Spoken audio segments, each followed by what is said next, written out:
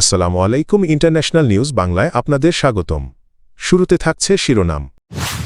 ট্রাম্পের বাণিজ্য যুদ্ধ এবং খাঁচার মর্গতত্ত্ব। গ্রেপ্তারের পর ছাড়া পেলেন প্রিন্স অব ডার্কনেস খ্যাত ম্যান্ডেলসন।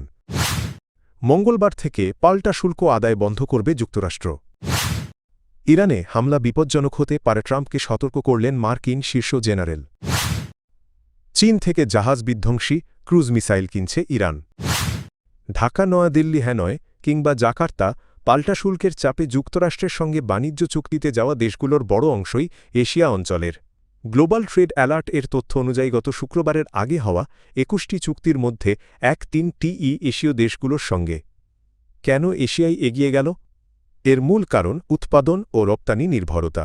কৃষিপণ্য থেকে শুরু করে তৈরি পোশাক ও ইলেকট্রনিক্স যন্ত্রাংশ বিশ্বের বড় অংশের উৎপাদন ঘাঁটি এশিয়া। ফলে যুক্তরাষ্ট্রের পাল্টা শুল্ক সরাসরি আঘাত করেছে এই অঞ্চলের অর্থনীতিতে। এই বাস্তবতায় শুল্কের ঝুঁকি কমাতে নিজেদের বাজার আরও উন্মুক্ত করে হলেও যুক্তরাষ্ট্রের সঙ্গে দ্রুত চুক্তিতে যায় ইন্ডিয়া, জাপান, ইন্দোনেশিয়া, ভিয়েতনাম, তারাচিহ্ন থাইল্যান্ড এবং বাংলাদেশ। আদালতের রায়ের পরেও কেন সতর্কতা? গত শুক্রবার মার্কিন সুপ্রিম কোর্ট পাল্টা শুল্কের বৈধতা বাতিল করলেও এশীয় দেশগুলোর প্রতিক্রিয়ায় উচ্ছ্বাস নয়, বরং সতর্কতা দেখা গেছে। কারণ ট্রাম্প প্রশাসন ইতিমধ্যেই নতুন আইনি পথ ব্যবহার করে শুল্ক আরোপের ইঙ্গিত দিয়েছে। আদালতের রায় চূড়ান্ত রাজনৈতিক ঝুঁকি দূর করেনি।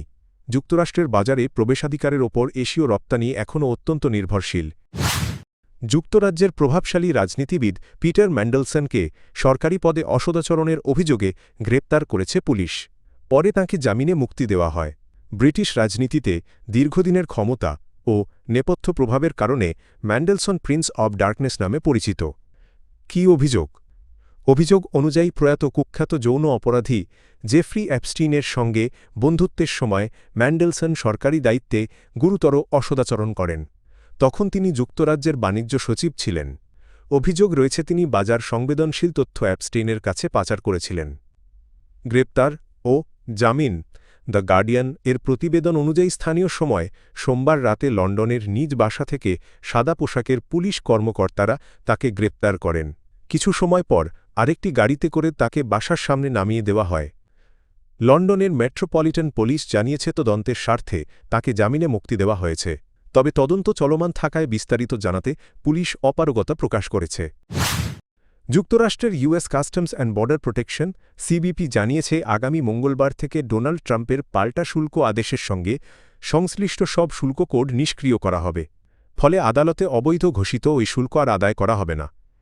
পটভূমি কি? President Donald Trump International Emergency Economic Powers Act IEEPA এর অধীনে বিভিন্ন দেশের ওপর পাল্টা শুল্ক আরোপ করেছিলেন। গত শুক্রবার supreme court of the United states সেই পদক্ষেপকে আইনিভাবে অবৈধ ঘোষণা করে। রায়ের ৩ দিনের মাথায় সিবিপি তাদের কার্গো সিস্টেমস মেসেজিং সার্ভিস সিএসএমএসে আমদানিকারক ও শিপারদের উদ্দেশ্যে পাঠানো বার্তায় শুল্ক সংগ্রহ বন্ধের বিষয়টি নিশ্চিত করে। ইরানের সামরিক হামলা নিয়ে যুক্তরাষ্ট্রের ভেতরেই গভীর উদ্বেগ তৈরি হয়েছে।